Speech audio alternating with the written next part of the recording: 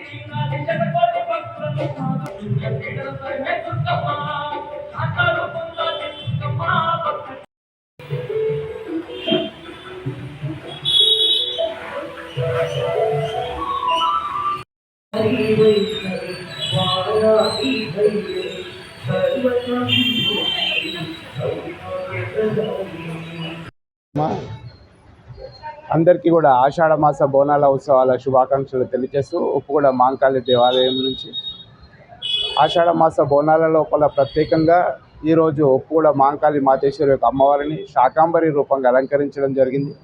అమ్మవారిని వివిధ రకాల యొక్క కూరగాయలు, పండ్లు, పూలతోటి అమ్మవారిని సుమారు ఒక 100 కేజీల యొక్క కూరగాయలు, పండ్లతోటి ఈరోజు అమ్మవారిని అలంకరించడం జరిగింది. ప్రతి ఒక్కరు కూడా విచ్చేసి అమ్మవారిని దర్శనం చేసుకోవాల్సిందిగా కోరుతున్నాం.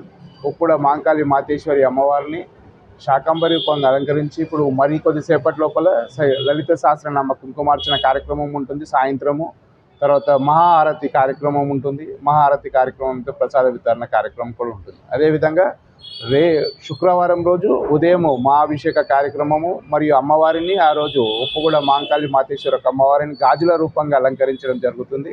తదనంతరము సాయంత్రము అమ్మవారి యొక్క శాంతి కళ్యాణ కార్యక్రమం కూడా ఉంటుంది మరియు అన్నదాన ప్రసాద కార్యక్రమం ఉంటుంది. అదేవిధంగా శనివారం రోజు అమ్మవారి దేవాలయం లోపల చండీ హోమ కార్యక్రమం ఉంటుంది. చండీ హోమ కార్యక్రమం మరియు పూర్ణావతి కార్యక్రమం మరియు బలి ప్రదాన కార్యక్రమం ఉంటుంది. తదనంతరము ఆదివారం రోజు అమ్మవారికి బోనాల సమర్పణ కార్యక్రమం ఉదయం అభిషేక కార్యక్రమం 3 గంటలకు ప్రారంభమై 6 గంటలకు మహా అలంకరణ దర్శనం, విశేష అలంకరణ దర్శనం ఉంటుంది. అలంకరణ దర్శనం అనంతరము అమ్మవారిని బోనాల సమర్పణ కార్యక్రమము మరియు తొట్టెల ఊరేగింపులు, మరి పోతురాజు స్వాగతాలు, తర్వాత పలారం వంటి స్వాగతాలు ఉంటుంది.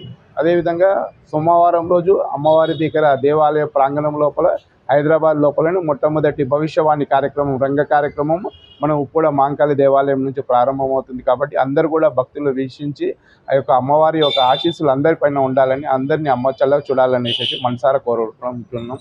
దేవాలయం లోపల ప్రతినిత్యం పూజా కైంకర్యాలు, మిగతా అన్నదాన ప్రసాద కార్యక్రమాలు అన్నీ కూడా జరుగుతున్నాయి. కాబట్టి ప్రతి ఒక్క భక్తులు ప్రజలందరూ కూడా అమ్మవారిని దర్శించుకొని అమ్మవారి యొక్క కృపకు పాత్రలు అవుతారని మనసారా కోరుకుంటున్నాం.